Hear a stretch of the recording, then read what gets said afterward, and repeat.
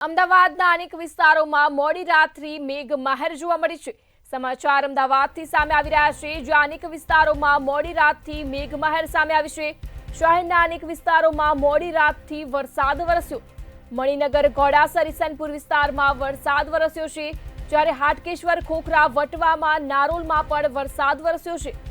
આ સાથે જ શાહીબાગ, મામનગર, વાડજમાં પણ વરસાદ વરસ્યો છે। એસજી હાઈવે, સરખેજ, લાંબા અને બોપલ વિસ્તારમાં પણ ધોધમાર વરસાદ વરસ્યો। સમાચાર અમદાવાદથી, જ્યાં શહેરના અનેક વિસ્તારોમાં મોડી રાતથી વરસાદ વરસ્યો। આજે અમદાવાદમાં ઓરેન્જ એલર્ટ સાથે ભારે વરસાદની આગાહી છે। શહેરના અનેક વિસ્તારોમાં મોડી રાતથી વરસાદ વરસ્યો છે।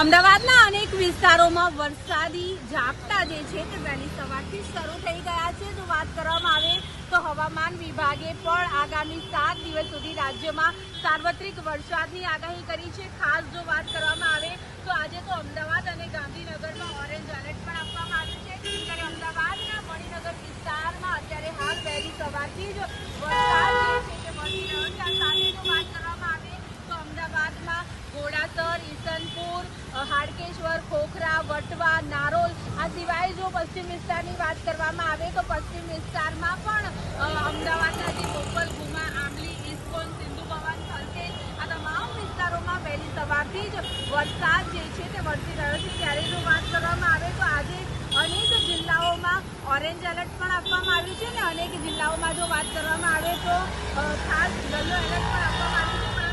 અમદાવાદ, ગાંધીનગર અને ખેડામાં આજે પવન ફૂંકાશે અને ત્યારબાદ વરસાદની શક્યતાઓ જ્યારે હવામાન વિભાગે સેવી હતી, ત્યારે વહેલી સવારથી જ અનેક વિસ્તારોમાં જે છે તે વરસાદ વરસી રહ્યો છે, અને હજુ પણ આગામી 2 થી 3 દિવસ વરસાદની શક્યતાઓ જે છે તે હવામાન વિભાગે સેવી છે। ત્યારે જો વાત કરવામાં આવે તો ખાસ જે અમદાવાદના અનેક વિસ્તારો છે ત્યાંની આપણે વાત કરવામાં આવે તો વહેલી સવારથી જ વરસાદનું આગમન થયું છે, અને વરસાદ વરસવાની સાથે જ કહી શકાય કે વાતાવરણમાં ઠંડક પણ પ્રસરી છે। છેલ્લા 2-3 દિવસથી જે બફારો હતો એમાંથી ક્યાંક ને ક્યાંક લોકોને પણ અત્યારે હાલ રાહત મળી છે। મંતવ્ય ન્યૂઝ, અમદાવાદ।